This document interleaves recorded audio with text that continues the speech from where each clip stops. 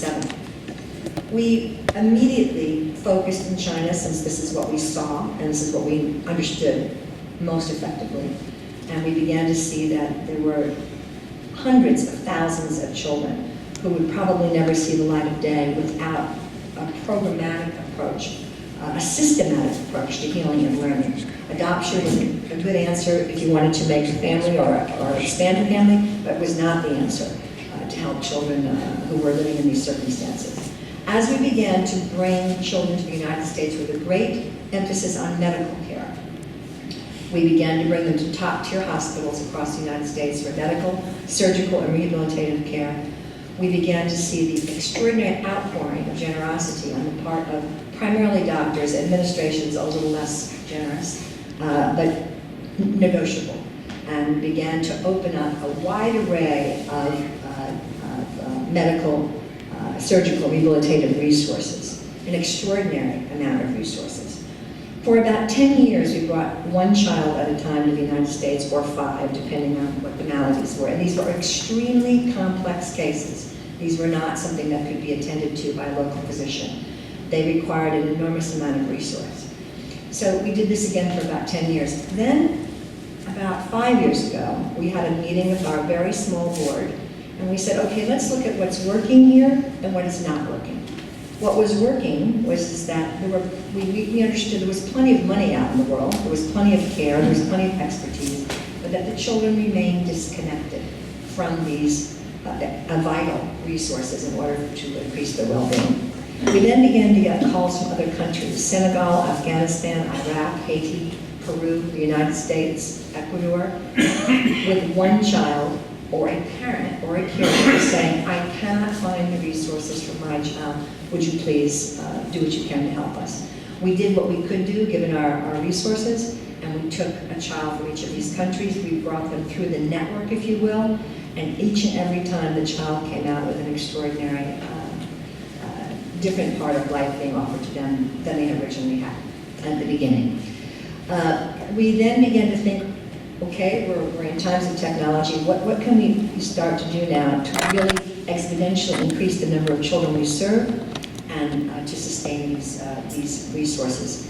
And we came up with the idea of creating something called the Children's Resource Exchange Center. The Children's Resource Exchange Center right now is a network of gratis and negotiated care where we've engendered and engaged extraordinary support across the board, and again, with a big focus on medical. We have looked into helping various children in special education projects, and we have shipped over $1 million in goods, clothing, shoes, bedding, air conditioners, etc., through a conduit in China specifically. But now we've become global, and we come to this place in time where we must now look to combine human capital with technology. And we are, after 20 years of creating this incredible journey, now at the beginning again. So we do have fresh eyes. This is something that I have learned, and as I said, I've learned a great deal from your talks today, that even though I understand the need of what needs to happen in the future, I understand what's happening at present.